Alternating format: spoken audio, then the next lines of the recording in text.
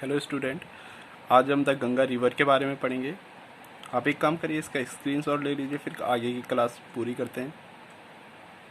ठीक है। द गंगा, जैसे कि हम जानते हैं, इंडिया की सबसे लॉन्गेस्ट रिवर है और ये 5 स्टेट से होते हुए बहती है। स्टेट के नाम है यूके, यूपी, बिहार, झारखंड और वेस्ट बंगाल। जो गंगा का ओरिजिन है वो होता है गंगोत्री गोमुख से। वहाँ से भागीरथी निकलती है और उसी के पैरला नदी अलकनंदा जो सोमनाथ ग्लेशियर से निकलती है, सतोपंथ ग्लेशियर से निकलती है, जो सतोपंथ ग्लेशियर से होते हुए निकलती है। और इसमें एक नदी जो सहायक नदी होती है अलकनंदा की, वो है धौली गंगा। अब सहायक नदी वो नदी होती है जो कोई भी नदी पे मिलती है, उसे हम सहायक नदी कहते हैं। अलकनंदा और धौली गंगा जहाँ मिलते हैं वो है विष्णुप्रयाग। अलकनंदा नंदाकिनी जहाँ मिलते हैं वो है नंदप्रयाग। अलकनंदा पिंडर जहाँ मिलते हैं वो है कर्णप्रयाग। अलकनंदा मंदाकिनी जहाँ मिलते हैं वो है रुद्रप्रयाग। और भागीरथी और अलकनंदा जहाँ मिलते हैं वो है देवप्रयाग।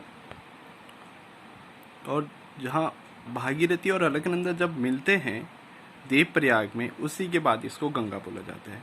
अब जैसे कि मैंने बताया, यूके के बाद ये जाती है यूपी। अब यूके में उसके बाद ये फ्लो करती है हरिद्वार में, फिर गढ़मुक्तेश्वर में, फिर कन्नौज से होते हुए जाती है, फिर मिलती है प्रयागराज में। अब प्रयागराज को इम्पोर्टेंट इसलिए माना जाता है क्योंकि यहाँ पे एक दूसरी नदी जो इसकी हम सहायक नदी कहते हैं, जो इसके पैरेलल फ्लो करती है और जो लॉन्गेस्ट नदी है वो है यमुना। यमुना जो ओरिजिन है यमुना का वो होता है यमुनोत्री से। यमुनोत्री सबसे पहले मिलती है इटावा। इटावा में ये मिलती है चंबल रिवर से।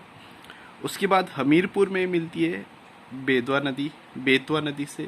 और बांदा में मिलती है केन नदी से। अब जो इटावा में चंबल में एक और नदी मिलती है वो है सिप्रा नदी। अब सिप्रा नदी इसलिए इम्पोर्टेंट है क्योंकि यहाँ पे उज्जैन में जो कुंभ मेला लगता है वो सिप्रा नदी पे लगता है। अक्सर एग्जाम में पूछा जाता है कि उज्जैन का कुंभ मेला कौन सी नदी के किनारे लगता है, वो है सिप्रा नदी के किनारे।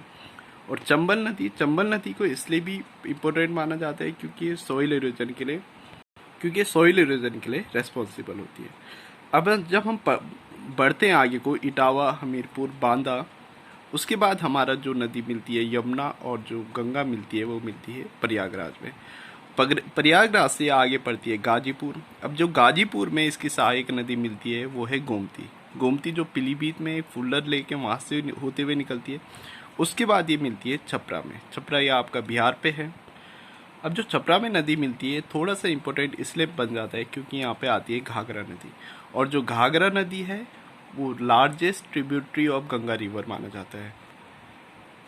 जो घाघरा नदी है जो वो बनती है शारदा यानी काली नदी और घाघरा नदी से मिलकर। शारदा है वो मिलाप ग्लेशियर से निकलता है, जिसे हम काली नदी भी बोला जाता है। और जो घाघरा नदी है वो है बारचा चुंग ग्लेशियर से निकलते हैं, या मापचा चुंग ग्लेशियर भी बोला जाता है। जब ये दोनों मिलते हैं गंगा नदी के साथ, वो है छापरा। उसके बाद ये फ्लो होती है पटना में। अब पटना में भी जो इम्पोर्टेंट पटना का है वो है अमरकंटक पहाड़, अमरकंटक हिल, जो मध्य प्रदेश में है। अमरकंटक से एक नदी निकलती है सोन नदी, और इसी के जस्ट अपोजिट नदी निकलती है नर्मदा। सोन नदी गंगा से मिल जाती है, पर जो नर्मदा है वो उसके अपोजिट फ्लो करती है। तो एग्जाम में बहुत बार पूछा जाता है कि वो कौन सी दो नदियां हैं जो एक दूसरे के अपोजिट फ्लो करती है, वो है नर्मदा और सोन नदी। उसके बाद नदी बहती हुई जाती है सोनपुर जो